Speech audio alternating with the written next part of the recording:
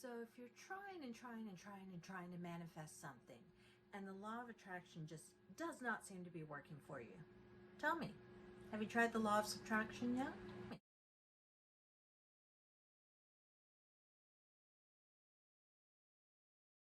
So what is the law of subtraction? I mean, that's a pretty weird name, right?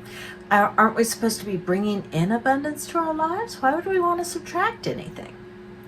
Now, the law of subtraction, in a nutshell, and it breaks down into 6 different parts, and we'll go through those. But in a nutshell, the law of subtraction is you have to make room for what's coming in. You have to be willing to take out the extraneous energies, the extraneous things in your life, so that you have room to welcome in what you are bringing in through law of attraction. So if you have been wondering why your manifestation isn't here yet, take a look around. Does your manifestation have room to be in your life yet? Have you found a way to energetically welcome that in? All right, so let's go through the whole 6 points involved in the law of subtraction and stick through to the very end, and I'll have a free gift for you, okay? Great, let's go. Now, the first thing to know with the law of subtraction is what isn't there is often more important than what is. Now, what does that mean? What that means is the things that you are focusing on for not being there are getting more of your attention and more of your focus than the things that you already have.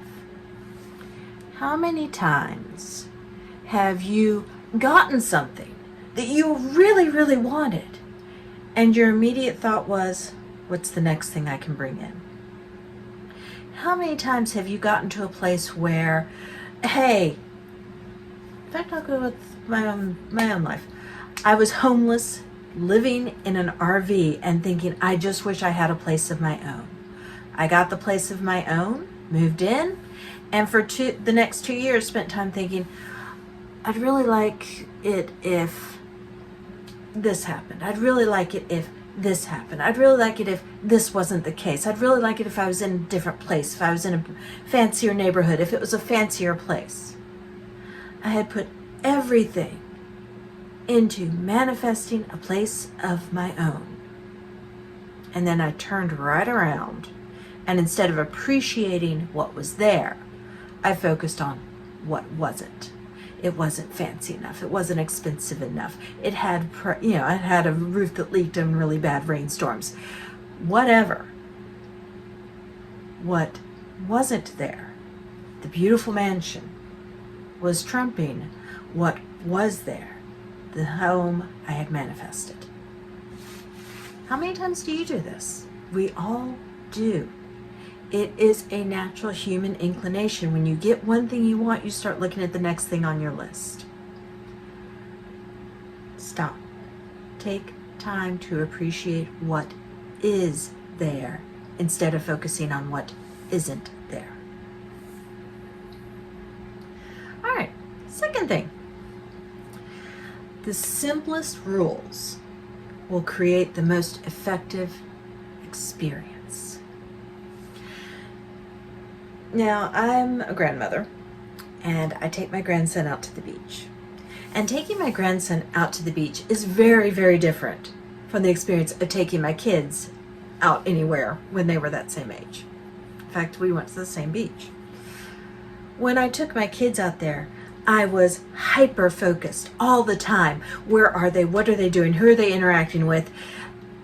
I had them so surrounded by rules that they couldn't just enjoy what we were doing.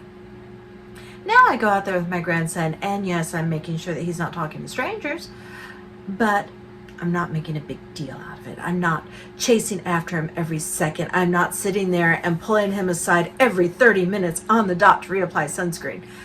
I am allowing him to enjoy the experience that we're having together, as opposed to being so hemmed in on, oh, we've got to make sure you're safe all the time, that you can't have any fun.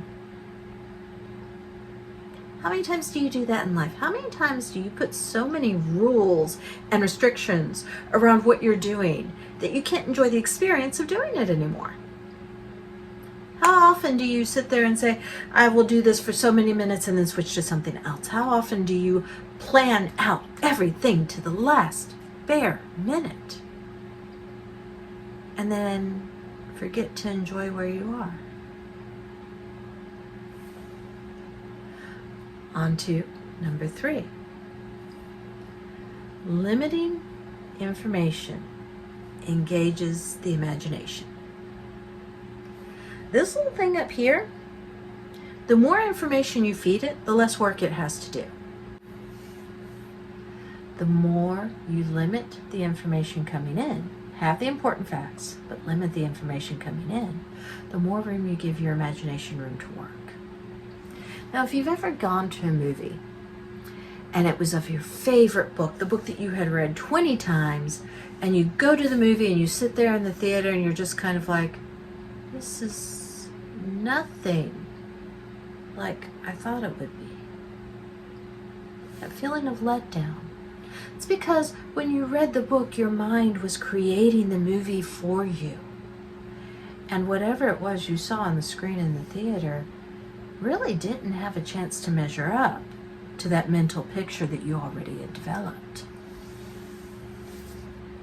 On the other hand, if you saw the movie first and then went and read the book, when you read the book, you saw the movie play out again exactly as you'd seen it the first time because your mind already had that mental image. It didn't have to do any work. It didn't have to do any creativity. The question is, do you prefer the movie being exactly the same as everyone else's? Or do you prefer to have your own touch added, your own creativity, your own sense of self added in to whatever it is you're doing? Okay, number 4. Creativity thrives under intelligent constraints. Yes, this does flow right off of number 3. When you are not having to account for every detail, your brain can put in something that you were not expecting. Now, I write novels from time to time. It's just a fun little side thing. When I sit there and plot out every detail of a novel first, I get bored writing it. I'll sit there and start writing the story, and somewhere about halfway through, it's like, why am I bothering to do this? Because I'm no longer intellectually engaged. If I just have a loose list of plot points, at some point this is going to happen, at some point this is going to happen, this is how it's getting resolved. It's a lot more fun for me to write the story because I'm discovering how to get from point A to point Z. Instead of having it all plotted out for me, I'm sitting there taking the journey that my readers were going to take with me. It's so much more fun and so much more intellectually satisfying to do it that way. Number 5. Breaks are an important part of a breakthrough. You have to give your brain some time off because that's when the subconscious can kick in with some new idea, some new way of looking at things. How many times have you been in the shower and you're sitting there soaping up your hair and all of a sudden, oh, that's what we'll do? That moment of creative inspiration that hits like a bolt out of the blue because you took your mind off of what you're focused on. You gave yourself a break so that the breakthrough could happen.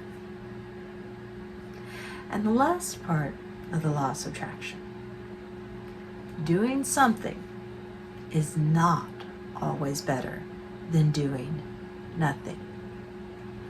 We are human beings. We are not robots. We are not computers. We cannot sit there and perform the same task over and over and over repetitively to infinity. On the physical level and the psychological level, we need downtime. We need time to rest. We need time to recharge our batteries. We need time to switch our focus and our perspective. If we do not get that time, our performance as a whole suffers. In fact, there was a study done where a company told all of its employees one night a week, no work emails, no work phone calls, no work contact at all. Go home and be with whomever. The results of that experiment were a 30% increase in productivity. This is not a small thing. We need downtime in order to succeed. And this applies to manifestation, this applies to your work life, this applies to everything. You need the downtime. Give it to you. Don't hide it away from yourself. So, that's the law of subtraction in a nutshell. Now, I did promise you a free gift. Thank you for coming all the way to the end of this with me. Drop me an email at marnarenee@gmail.com and I will send you a PDF on exactly how the law of subtraction and the law of attraction complement each other and why you need to be implementing both in your life. I'm Marna. Thank you for joining me, and I will see you on the next video.